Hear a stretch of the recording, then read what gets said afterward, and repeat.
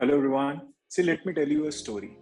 2018 मेरे पास एक मेरा स्टूडेंट आता है और आके बोलता है कि सर प्रीलिम्स के बाद कि सर मैंने कोचिंग इंस्टीट्यूट्स की आंसर की से मार्क्स लगाए हैं और मेरे 94 बन रहे हैं, तो मेरा तो मेंस क्वालिफाई नहीं होगा। आप देखिए वो दौर था जब पिछले ही साल 2017 में 105 कट ऑफ गई थी और उससे पहले 116 गई। तो ऑब्वियसली सबको लग रहा था मिनिमम कट ऑफ गिरेगी भी तो 100-102 के आसपास रहेगी, 94 पे तो सिलेक्शन नहीं होने वाला है। तो वो बहुत डिमोरलाइज हुआ और आके बोला कि सर मैं क्या करूं अब, मैंने तो बड़ी मेहनत करी थी, बहुत हार्ड वर्क किया था, मेरा तो मन ही उठ गया पेपर से कि अब मैं पेपर के ऊपर नहीं देने वाला सर। तो आप देखिए मैंने उसे कहा कि आप देखिए मेंस की प्रिपरेशन आप करिए, फोकस रखिए, लेकिन वही है ना, दिमाग नहीं मानता है कि सर 94 पे कैसे होगा। एक महीने बाद रिजल्ट आता है और उसका मेन प्रीलिम्स क्वालिफाई हो गया था, उसने मेंस लिखा उस साल। सी ये चीज मैं आपको क्यों बता रहा हूँ, सी जितने भी कोचिंग इंस्टीट्यूट्स हैं वो जो भी आंसर की देते हैं अपनी तरफ से बहुत अच्छा रिसर्च करके देते हैं, मैंने भी निकाली। लेकिन आप देखिए यूपीएससी अपनी ऑफिशियल आंसर की एक साल बाद निकालता है, पूरा एग्जाम प्रोसेस खत्म होने के बाद, है ना। तो इसीलिए हमें नहीं पता कि एग्जैक्टली कौन सा सही आंसर है, किसी भी कोचिंग इंस्टीट्यूट को नहीं पता। जो भी एक आंसर की है इसमें 10 to 12 मार्क्स आप एरर लेके चलिए।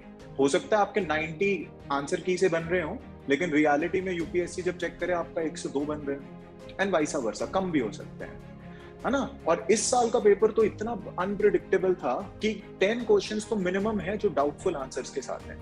मैंने भी अपनी तरफ से आपको रिसर्च करके बेस्ट आंसर दे दिए, लेकिन ऑफिशियल आंसर उसका क्या होगा वो एक साल बाद ही पता चलेगा। यू कैन नॉट ड्वेल कि हमारे कितने मार्क्स बन रहे हैं, क्या प्रॉब्लम होगी, यू नेवर नो। तो मैं तो यही कहूंगा कि जिस भी स्टूडेंट के लेट्स से 80 भी बन रहे हैं उसे मेंस की तैयारी करनी चाहिए, क्योंकि आप देखिए यू नेवर नो, आपका एक महीने बाद सिलेक्शन हो जाए पर आपने एक महीना वेस्ट कर दिया, है ना। अच्छा, बहुत सारे स्टूडेंट्स हैं जिनके इतने भी मार्क्स नहीं बन रहे, लेट्स से जिन्हें लगता है कि हमारा प्री बिल्कुल भी नहीं होगा, 70 बन रहे हैं, 55 बन रहे हैं, 60, हालांकि मेहनत सबने बहुत करी है। तो आप लोगों का मन उठ गया इस एग्जाम से, आप लोगों को क्या लग रहा है कि सर पूरी मेहनत करी है, ये तो बहुत अनफेयर है, ये तो डिजर्विंग नहीं था, हम नहीं आगे कुछ करेंगे। देखिए मैं आपको एक चीज यहाँ पे क्लियर कर देता हूँ, आपने इतना बड़ा एग्जाम चूज किया, आपका एक पैशन है, आपका एक ड्रीम है पेपर निकालना, है ना। तो आप देखिए स्ट्रगल भी आपकी ही होगी। ये जो आपके लाइफ में थोड़े से ऑब्स्टेकल्स आ रहे हैं छोटे मोटे, सी आपको लगता है प्रीलिम्स बॉर्डर लाइन पे रहना आपकी लाइफ खत्म हो गई। सी उस बच्चे से बात करके देखो जिसका इंटरव्यू रह गया 3 बार 4 बार 5 बार, 2 मार्क्स से, 3 मार्क्स से, 5 मार्क्स से वेटिंग लिस्ट में है ना। जिसका क्या कहते हैं मेंस एक क्वेश्चन से रह गया, वो बहुत पेन करता है, बहुत बड़ा शॉक लगता है वो। तो अगर आप बॉर्डर लाइन से इधर उधर करके प्रीलिम्स निकाल भी लेते हो, आगे मेंस में रुक जाते हो, इंटरव्यू में रुक जाते हो, तो उसका भी क्या करोगे, वो ज्यादा धक्का देके जाएगा आपको, ट्रस्ट मी ऑन दैट। देखिए आपको एक ही बार पेपर निकालना है, आपको एक बार मेहनत करनी है, आपका लक, आपकी मेहनत एक बार ही सार पूरा पेपर निकालना है। तो अगर जिन लोगों को लगता है कि इस बार का प्रीलिम्स वो बिल्कुल ही नहीं निकाल पाएंगे और इस डर से तैयारी नहीं कर रहे हैं, रोते जा रहे हैं, आई नो आपको बुरा लगा लेकिन बहुत परेशान हैं, तो मैं उन्हें बता देता हूं, इस बार सर्कमस्टांसेस अलग है। पेपर एक साल बाद नहीं है, सिर्फ 7 महीने बाद है, 5 जून को। तो अगर आप रोते रोते 2 महीने निकाल दोगे, अगला भी प्रीलिम्स नहीं निकलेगा आपसे, नहीं निकलने वाला, मान लो। तो पूरी जिंदगी आपको लोग एक पिटी या सिंपथी के तौर पे आपके बारे में बात करेंगे, बेचारा मेहनत तो बहुत करी थी, पेपर नहीं निकला। तो देखो ये आपके ऊपर है, आपकी ये जो लाइफ स्टोरी है, ये जो स्ट्रगल स्टोरी है, आपके ऊपर है। आप इसे सक्सेस स्टोरी में भी कन्वर्ट कर सकते हो या पूरी जिंदगी एक पिटी वाली जिंदगी जी सकते हो जिसमें हर बंदा आके आपको क्या बोलेगा, बेचारा मेहनत तो बहुत करता था, पेपर नहीं निकला। सी भाई मैं तो गांधीयन फिलॉसफी में मानता हूं, means are important than end. मेरे लिए आपने मेहनत करी, आपने पेपर देने का सोचा जो कि टफेस्ट एग्जाम है, मेरे लिए तो वही आपके लिए सक्सेस स्टोरी है, मैं तो उसी के लिए बहुत प्राउड हूं आप लोगों पे। लेकिन आप देखिए इंडियन सोसाइटी स्टूपिड पीपल से भरी हुई है, उनके लिए रिजल्ट ही सब कुछ है, निकल गया तो सक्सेस, नहीं निकला तो फेलियर, और आप भी इसी चक्कर में फंसे हुए हो। तो उनको प्रूफ करने के लिए, खुद को प्रूफ करने के लिए कि स्ट्रगल है, सक्सेस हम बनाएंगे, आपको लड़ना पड़ेगा।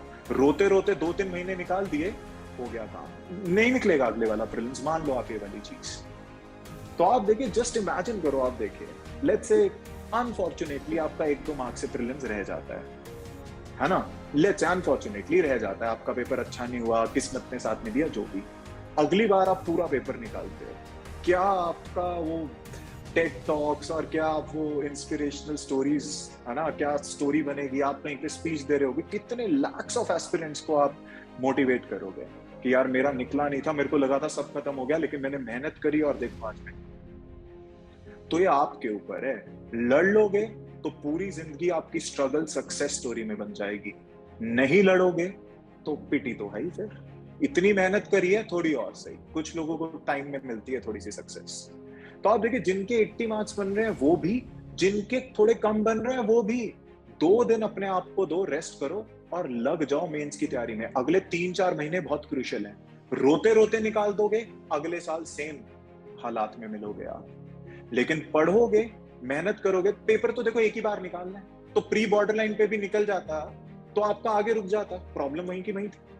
तो अपने 3-4 महीने इंपॉर्टेंट है, अपने मेंस के सारे वो टॉपिक्स कर दो जो आप मिस कर देते हो, ऑप्शनल स्ट्रॉन्ग करो, एसे राइटिंग करो, एथिक्स की केस स्टडीज करो, बाद में टाइम नहीं मिलता है। क्योंकि ऐसा ना हो सिर्फ प्री पे फोकस करो, अगले साल प्री निकल जाए, आगे जाके मेंस में अटक जाओ, बात वही, वो ज्यादा धक्का देता है। सी अभी आपको लग रहा है कि प्री इंपॉर्टेंट होता है, बाकी तो सब देखा जाएगा, ऐसा कुछ नहीं है भाई।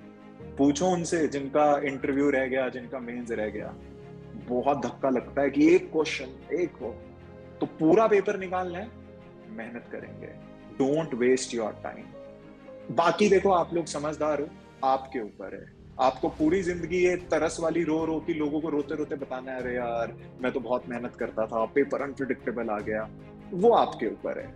लेकिन अगर फाइट कर जाओगे और तब ये स्टोरी बनाओगे तो लोग इंस्पायर होंगे, वरना रहम खाएंगे।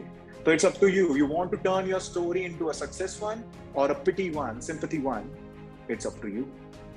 Fight, this is your struggle, this is your success.